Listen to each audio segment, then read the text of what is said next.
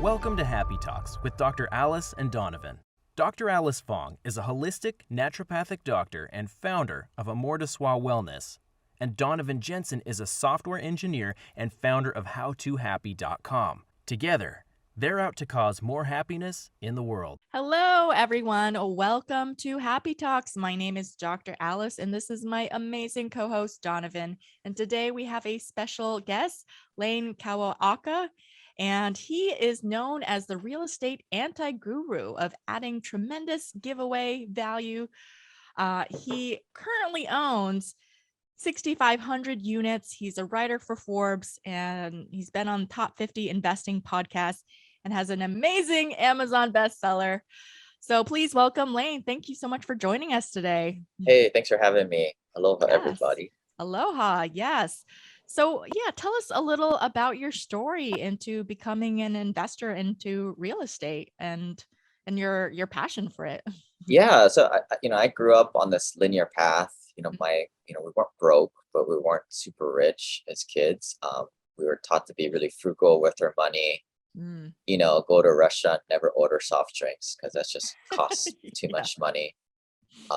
And go to school, study hard, be a good little boy and girl, and work at a job for 40 to 50 years, buy a house to live in, invest in all that normal 401k type of stuff. Became an engineer because that's what you do, I guess, or some kind of high paid profession, right? That's all we're supposed to do. And I started to work, and again, so good with my money, right? Like a lot of my clients were good savers. We're not in credit card debt or any of that type of stuff. I was able to buy a house to live in right after college, couple of years, saved up, 80 grand down payment on a $350,000 house in Seattle.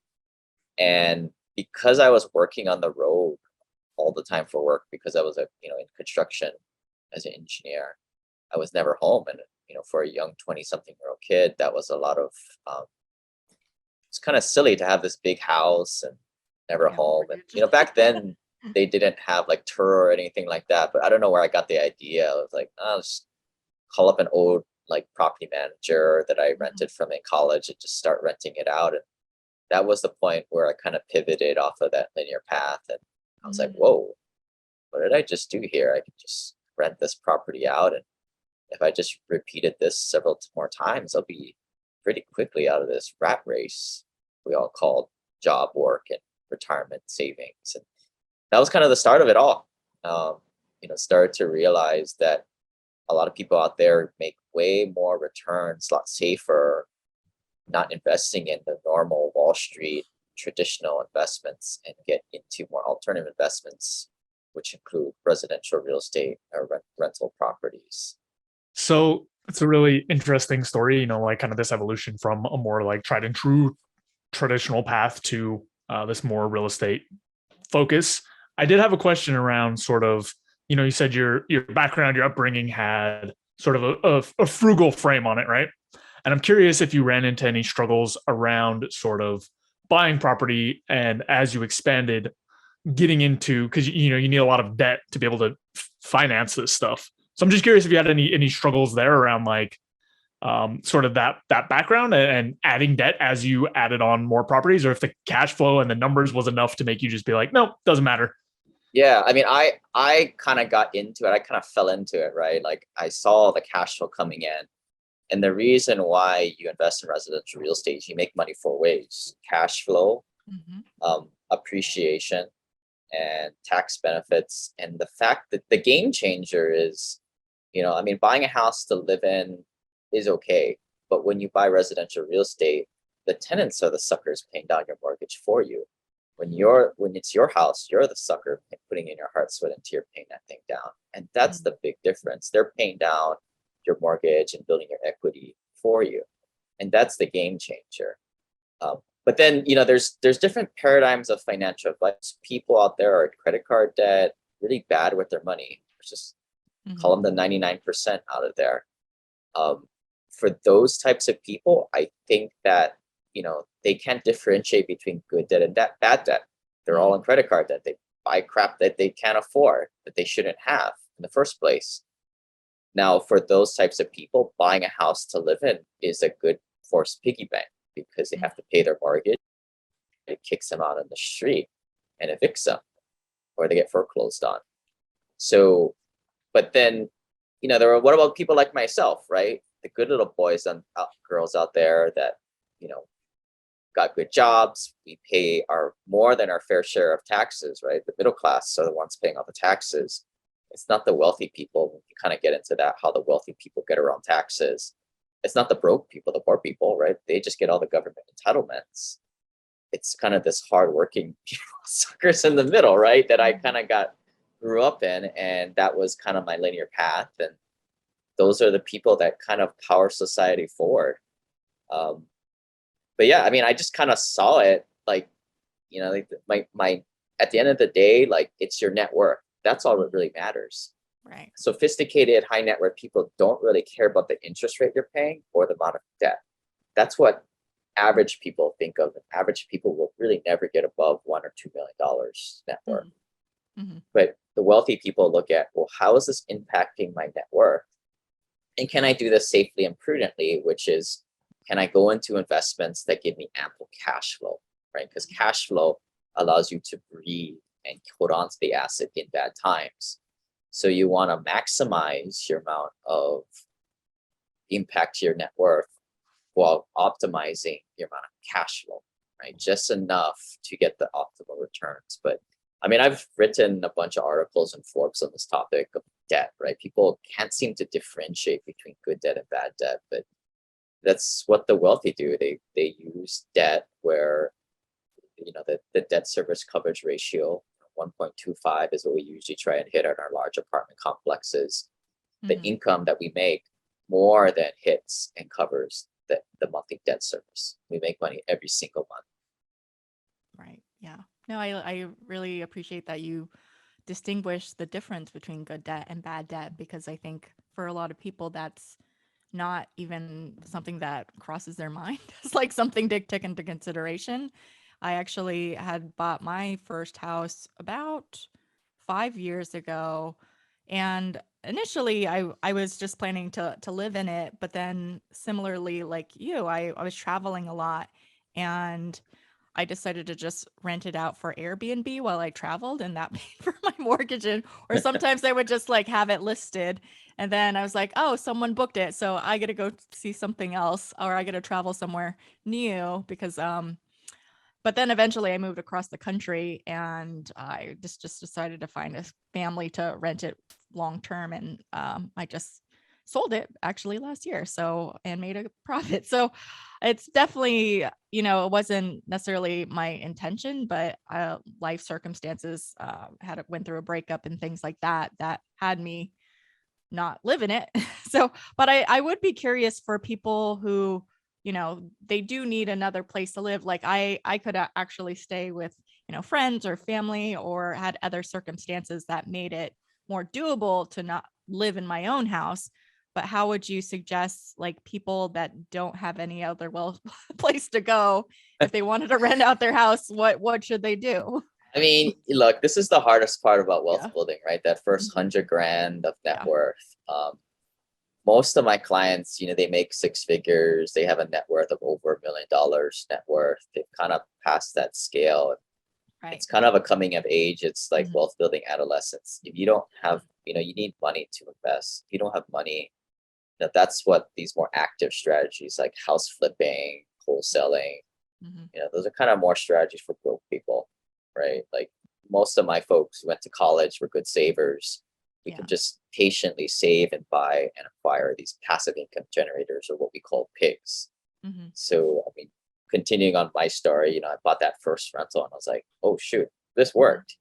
So what does that guy do? But keep buying some more. So, I mean, took me, the first one I bought was 2009. And then 2015, I had 11 of these rental properties and just kept rolling along with this. But, once you own a few rental properties, you start to realize they're not really scalable. And that was kind of where the next pivot that happened for me, when I started to interact with more accredited high net worth investors. And a lot of the message that these guys had was, You don't want to own rental properties. That's how you get yourself unbroke, above $500,000 net worth.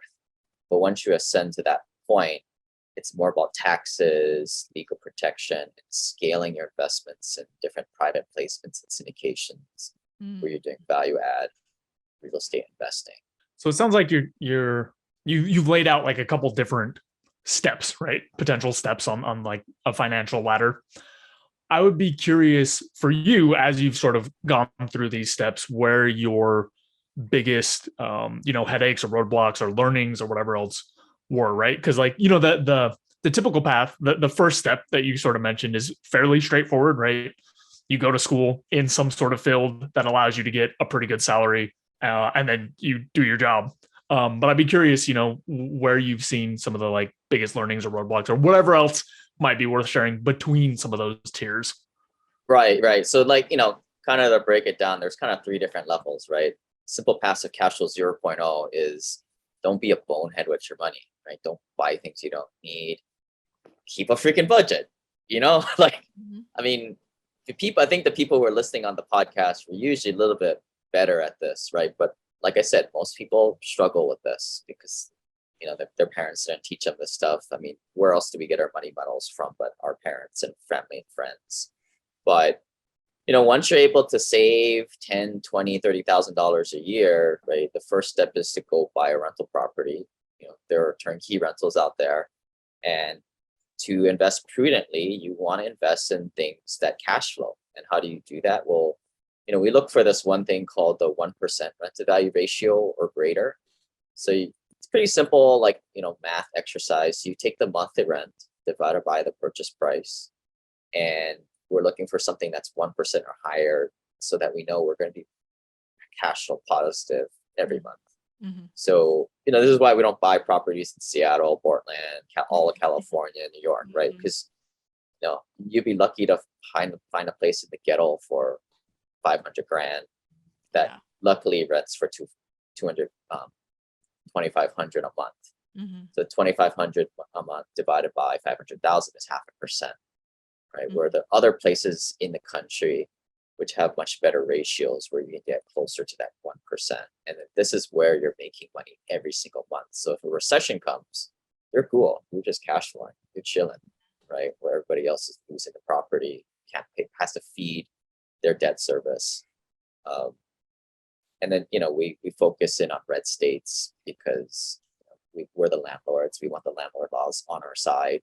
This is why we don't invest in the blue states. And then typically we'll invest in population growth areas, which are typically your Sunbelt states on the southern end of the United States. Is kind of our rough rubric.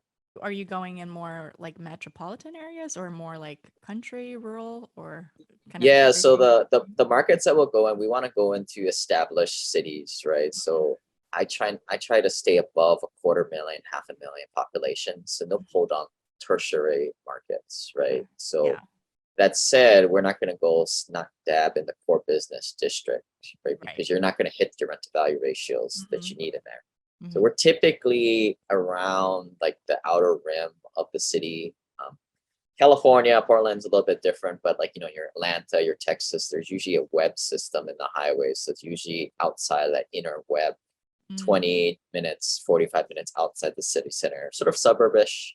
But, we'll focus on these garden style type of apartments, 2 to 3 stories, or, some of the newer investable, when they're starting out, we'll pick up these 1,400 square foot houses, 3 bedroom, 2 baths that rent for about $1,000 a month that you can pick up for $100,000 purchase price. Nice. And are you just having a property manager just manage it all? Or? Oh yeah. Like, like our job as investors is to go make more money and go find more investments. Right. Like the property manager's job is to manage the property, even though you have to pay them. And this is a big mistake I think that old school mom and pop investors make. They focus on being a landlord and not an investor. I remember when I was in college, like the landlord would come around in his Mercedes and fix the toilet while his poor wife would have to wait in the car for him to do this nonsense because he's just too cheap to hire somebody. And that was probably predicated by the fact that property was not a good investment to begin with. It didn't hit the 1% rent to value ratio.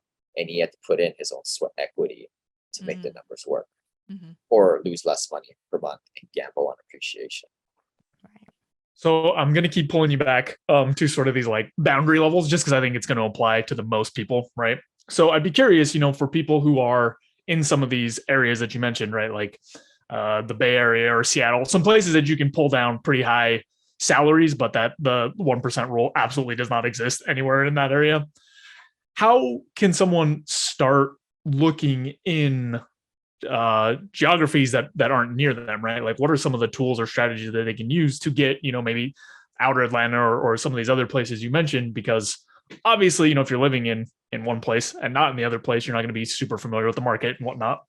Yeah, you're I think it's good to just spell it out there, right? Hey dude, like out there, if you live in the Bay Area or all of the state of California, it ain't gonna work out there. As you say out there, no bueno. The numbers aren't gonna work. Yeah. Right? You're competing with a bunch of people who are unsophisticated money and just have too much money out there. It ain't gonna work unless you want to gamble on appreciation. And the reason why we call it simple passive cash flow is because cash flow is king. Cash flow keeps the investment prudent, and conservative, as opposed to gambling on appreciation. So this is what I did. I was living in Seattle for about 12, 14 years, and I was doing all my whole operation out of there, buying properties in Birmingham, Atlanta, and Indianapolis. The linchpin of this is finding that property management first, right? I mean, brokers are kind of a dime a dozen. You never trust a broker, right? And never trust a lending broker too. They just want you to transact so they can get their fees. That property manager is the one who's actually going to be stuck with you, managing hand in hand with the tenant at the end of the day. So that's the linchpin in all this. Finding somebody who comes off referral, who's reliable, who's going to manage that property for you and manage the tenant relationship for you.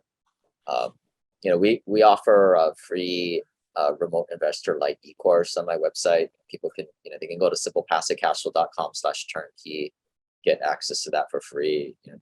It kind of dives into like the weeds a little bit, right? But I think it's important if somebody's going to, throw out $30,000, and most of our folks, we don't go and visit the property. That's a freaking waste of time, right? When our time value of money is so high, right? And especially a lot of us only have 2 weeks of vacation. It just doesn't make sense to go out there and do a trip. I mean, maybe at some point you do, but this is again why we buy commodities, right? The 3-bedroom, 2-bath, 1,400 square foot. It's not going to be in the best area in the city, but you definitely don't want to be in kind of a lower class D, class C area or worse. Right? Okay. How does one determine what class each area is? Is there just like a Google search, or how does that work? Yeah, I mean, good question, right? Like, so there's not going to be any grading system. So we grade properties and neighborhoods on an A through D. I mean, we call D properties war zone properties.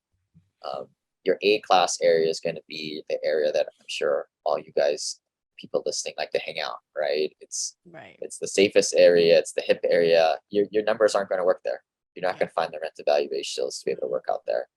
Your class B are going to be more your blue collar, white collar mix.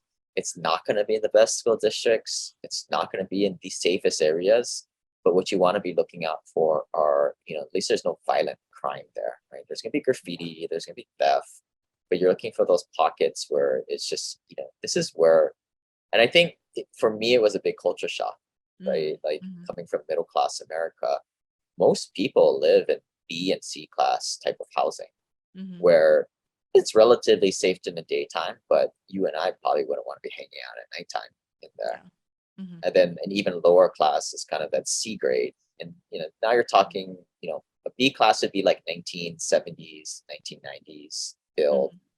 C class might be a threshold lower, 1950s, 1970s, but in a, rougher area than the Bs.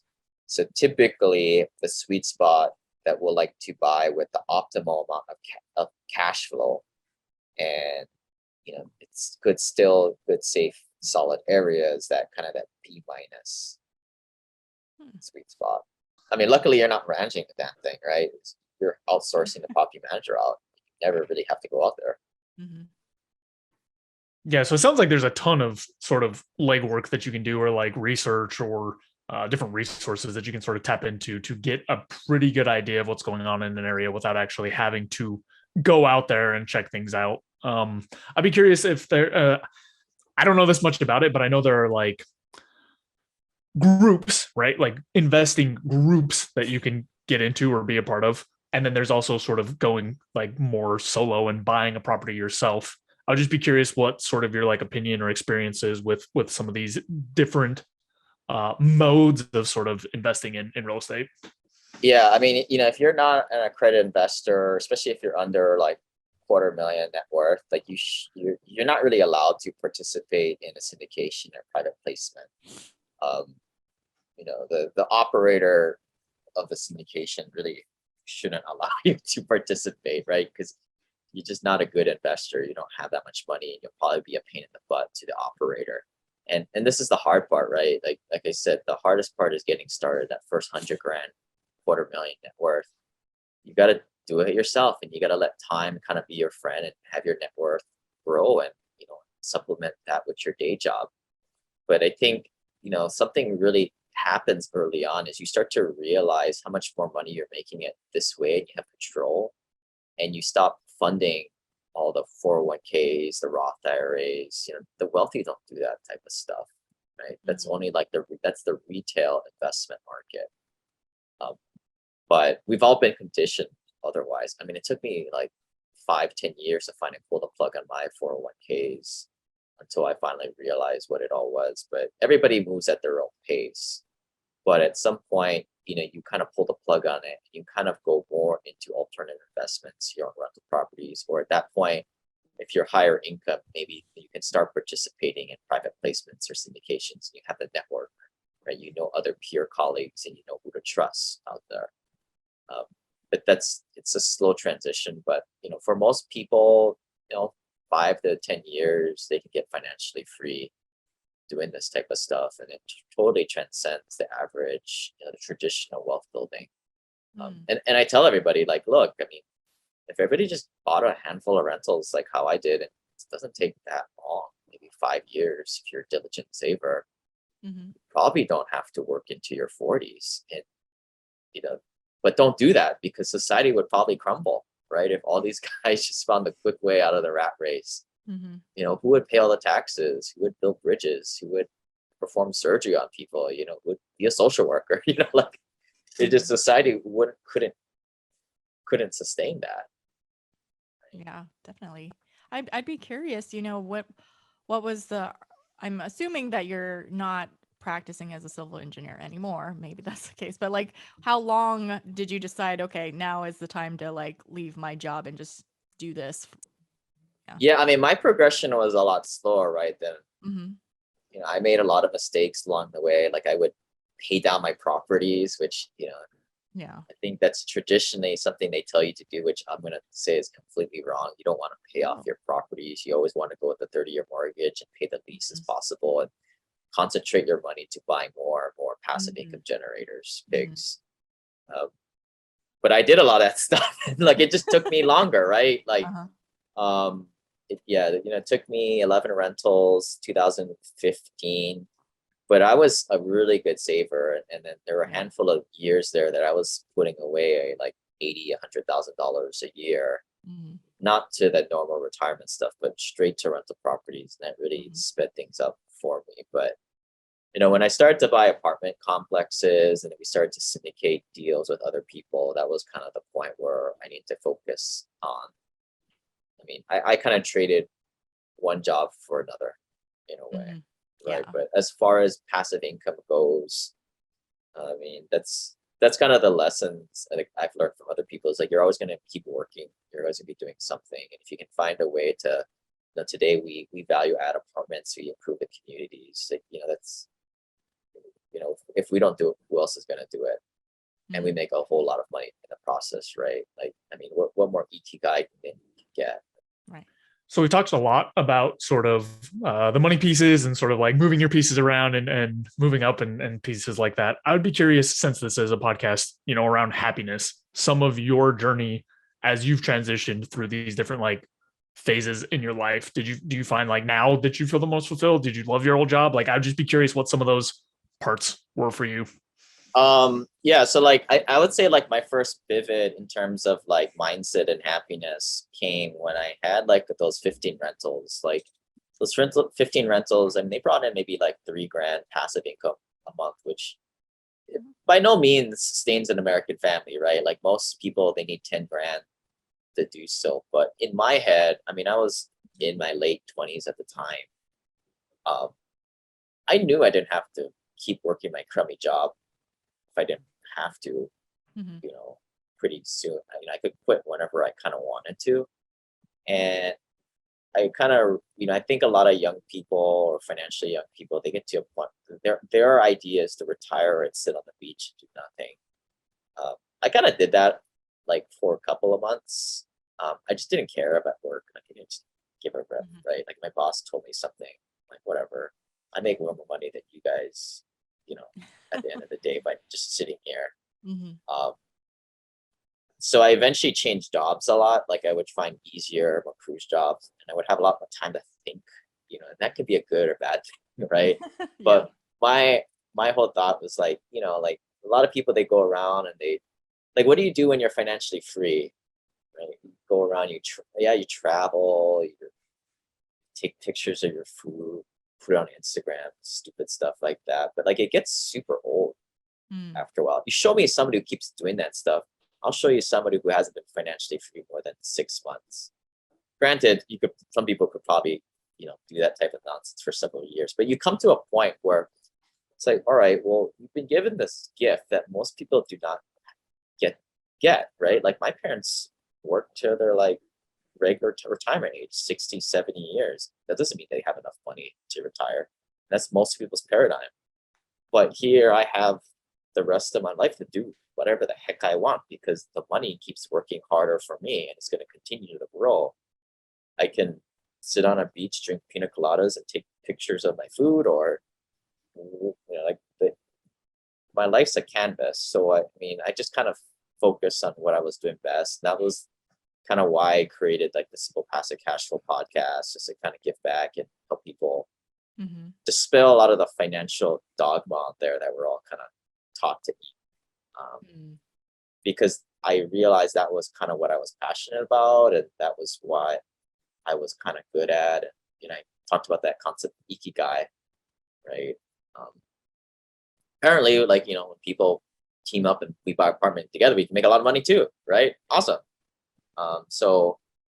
But if I can, change the people's paths from investing in the 401k nonsense, get them on alternative path, and now, or like just the taxes, right? Like if we implement real estate professional status, which is a checkbox in their taxes, now one of the spouses can stay at home and they make more money at the end of the day.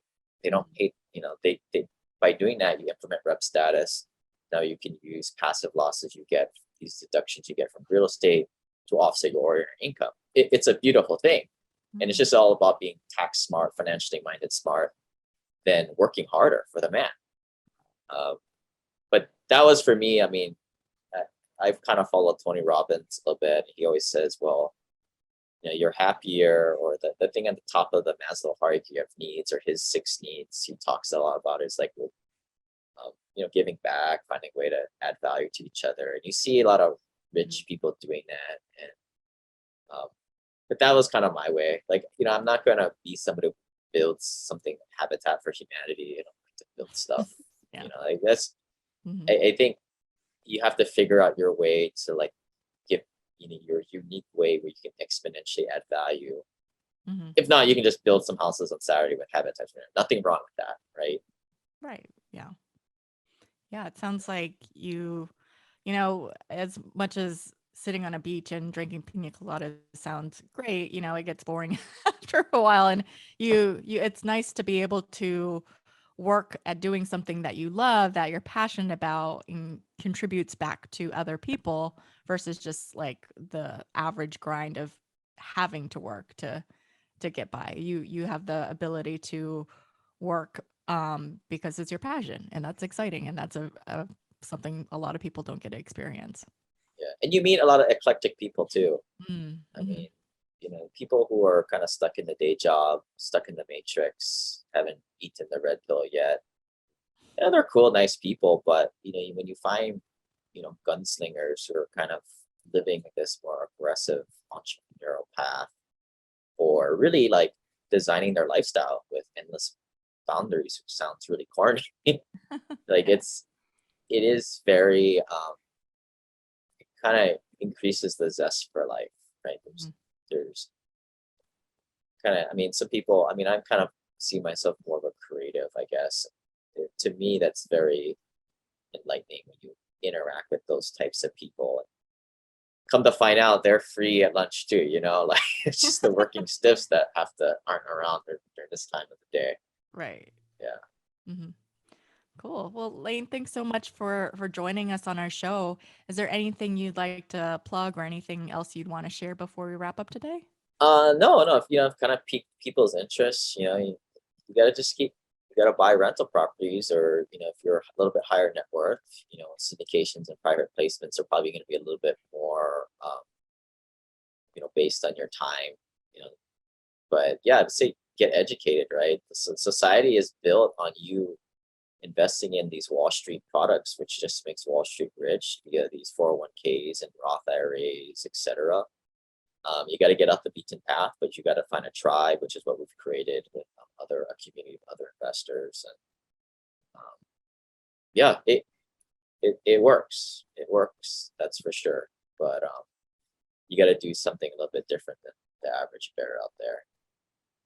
Right. Yeah. Step outside the normal path that most people take, and Yeah. a lot of things can unfold in beautiful ways. Yes. Awesome, Lane. Well, thank you again so much for being on our show. Yes. Well, thanks for having me. Of course, yes. And thank you everyone for tuning in this week. We appreciate you. If you enjoyed this episode, be sure to like, comment, subscribe, all the things to spread more happiness in the world. And we will see you next time. Bye, guys. Thanks so much for watching. If you enjoyed this video, be sure to like it and then go and subscribe to my channel and ring the bell so you get notified when the next video comes out. If you check out in the description below, go to my website where you can get my free fast and easy guide to stress relief. Thanks again for checking us out, and we'll see you next time.